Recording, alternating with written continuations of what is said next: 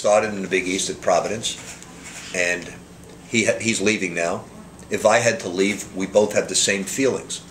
We'd be personally very disappointed that we're leaving, but it's not, you know, here I am wearing Louisville First shirts everywhere, and then suddenly we leave, and I'm not for it. I mean, it's all about what's best for each university, and we all as coaches have to agree with any decision that's made by our bosses and move on in a positive way, and just cherish what we've had, think about where we are now, and then just plan for what's coming ahead. You know. What does the Big East mean to you in terms of history and tradition in your career? Well, the Big East, the way it is right now, means a great deal to me.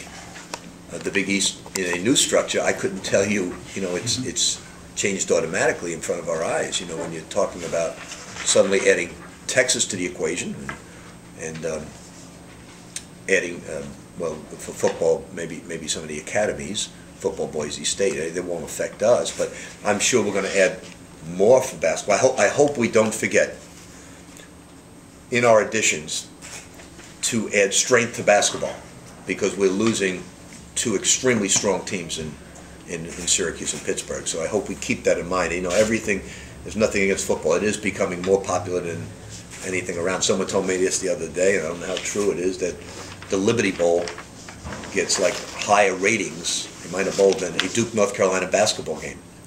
Now I looked at the person I was speaking to, and I said, "Are you sure about that?" And he said, "Yes." And I said, "So you realize how popular football has become." Now, maybe if the NBA lockout stays in effect, basketball will have very high ratings as well, and that remains to be seen. Does it seem weird to you that all this, that basketball is almost a non-factor? I mean, I think the average fan looks at it and says, how can basketball not be a factor in the conference realignment?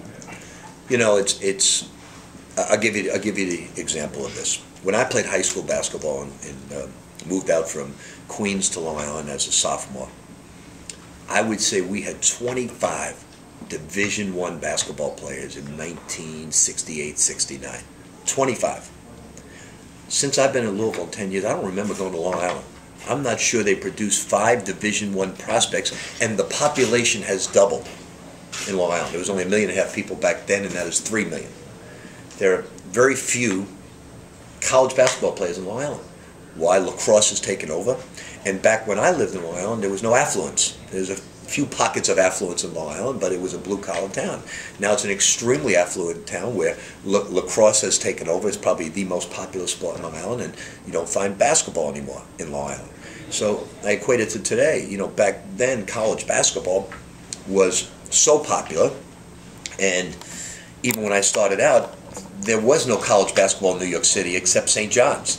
And all of us growing up, we would never go to a St. John's basketball game back then. It was just the New York Knicks. So the whole climate has changed. Today, no one would ever expect the NFL or college football to be this popular, where, you know, we're the only basketball program out of the top 50. I think we're ranked 37th, according to Forbes, or 39th. That's the only basketball program from a revenue money-making standpoint. And the only reason that is we sell alcohol. You know, so you have to understand this whole thing. And football, it has taken over. It is, and it's not about me believing or liking it. It's just the way it is. So everybody still loves basketball. It's very, very big here in the state of Kentucky, and we understand that. And it's a driving force for us economically here at the University of Louisville. You touched earlier on the 6-man rotation.